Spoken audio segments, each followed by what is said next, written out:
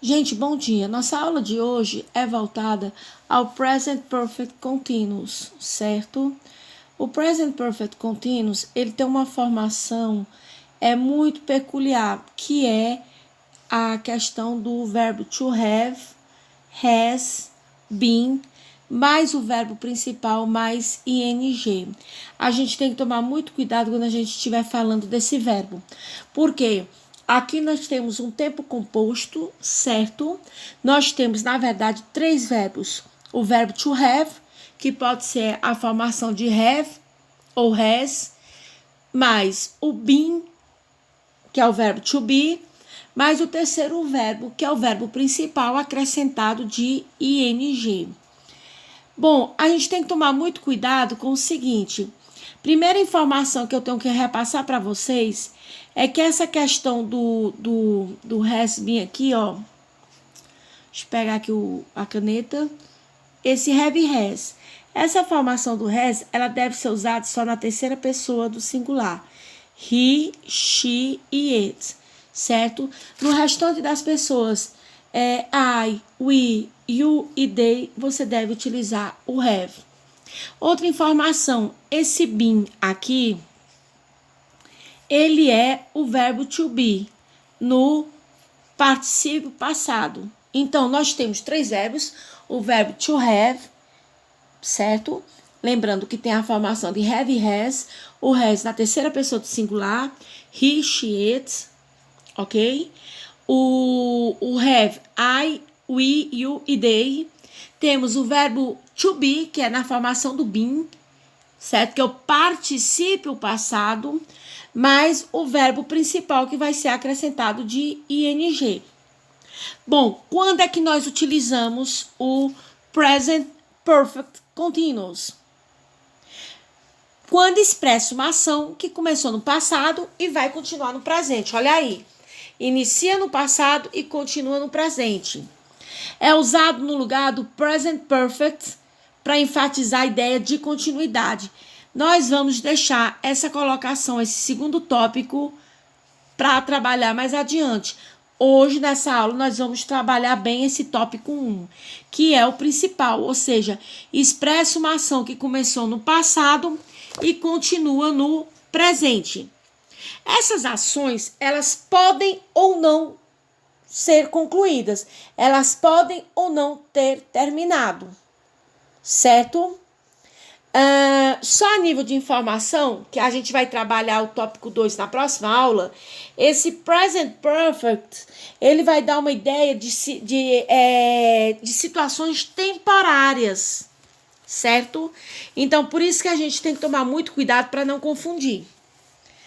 Uma ação que inicia no passado e que continua no presente. Bom, o que é que nós temos que fazer? Que esse present perfect, ele enfatiza a continuidade e a frequência de uma ação no passado e que se prolonga até o presente. Mas a gente também tem que ver que ele não deve ser confundido com present perfect continuous. Aliás, o present perfect continuous com o present continuous.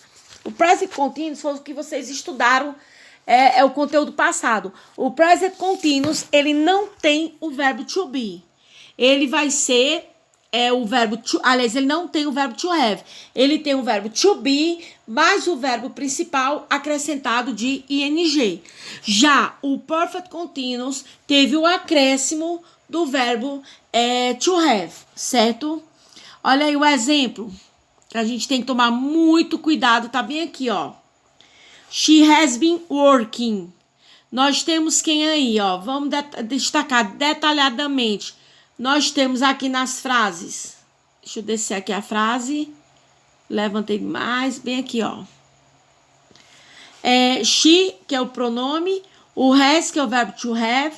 O been, que é o verbo to be, no particípio passado. E o verbo principal, com ing. O has e o has, ele vai ter a função do verbo auxiliar da frase, certo?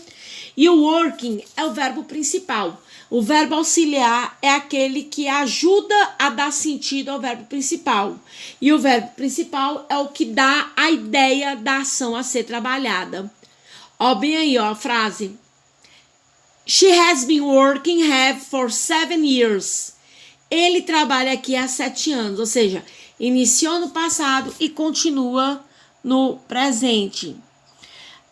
Quando a gente fala do verbo to have, a gente pode utilizar, deixa eu baixar bem aqui, a gente pode utilizar isso aqui, gente, ó. A abreviação, esse I've, vem aqui, ó. É a forma abreviada do verbo to have, certo? Olha aqui, alguns verbos não são usados no present perfect continuous ou present perfect progressive, que é a mesma coisa, certo? O continuous e o progressive é a mesma coisa. Verbos como to think, to know, to like, to hate, to agree, to need, to love, to want, hear, have, understand. Esse have aqui no sentido de posse, tá bom? Esse verbo aqui não é o verbo, não vai ser o auxiliar, mas sim o verbo principal, dando ideia de posse. To understand, to exist. Então, verbos que expressam opinião, que expressam gosto, que expressam ideia, não devem ser utilizados com present perfect continuous. Por quê? Porque eles não vão estar indicando uma ação, mas sim um estado. Eles não indicam uma ação, eles indicam um estado, certo? E quando você tiver esses verbos de opinião, de gosto, de ideias, aí você deve utilizar o present perfect simple, certo? Só que a gente vai deixar isso para depois. Vamos trabalhar bem aqui a forma afirmativa, interrogativa e negativa. Vamos descer aqui a tabelinha.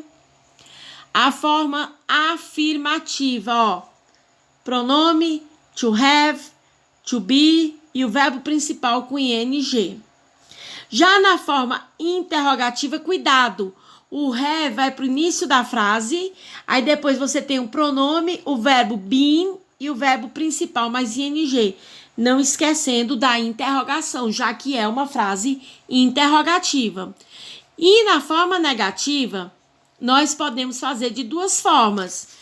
E o have not, o verbo que vai para a negativa é o have not, certo? Que pode ser have not ou a forma abreviada haven't. Relembrando uma coisa, quando eu coloco have not, é a forma clássica do inglês. Quando uso haven't, que é a forma abreviada, é no sentido informal, certo, gente? Em textos acadêmicos, de pesquisas, de trabalho, nós devemos utilizar a forma clássica, que é essa bem daqui, ó. You have not, certo? E aí eu coloquei mais alguns exemplos para vocês. Então, vamos só relembrar aqui o que é importante. Present Perfect Continuous. Vamos relembrar bem aqui. Este Present Perfect Continuous.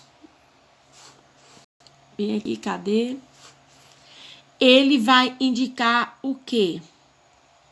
O Present Perfect Continuous pode indicar uma ação que iniciou no passado e continua no presente. Lembrando o seguinte, vamos lembrar uma coisa bem aqui. O Present Perfect Continuous tem uma característica. Ele vai enfatizar a continuidade, a frequência de uma ação que começou lá no passado e que se prolonga até o presente. É a característica principal, certo? E vocês não podem deixar de lembrar que o Present Perfect Continuous, ele tem essa característica, viu, gente? Ele é um tempo composto formado por 3 verbos. Quem são os 3 verbos? O verbo to have, o verbo to be e o verbo principal. Bom, o verbo to have ele vai ser o verbo auxiliar. Ele vai ser o verbo auxiliar, que ajuda a complementar o verbo principal. O to have pode ter duas formas, have e has. O have, I, we, you e they. Já a terceira pessoa do singular, he, she, it, usa-se o has. O to be é a formação do been, que é o particípio passado do verbo to be.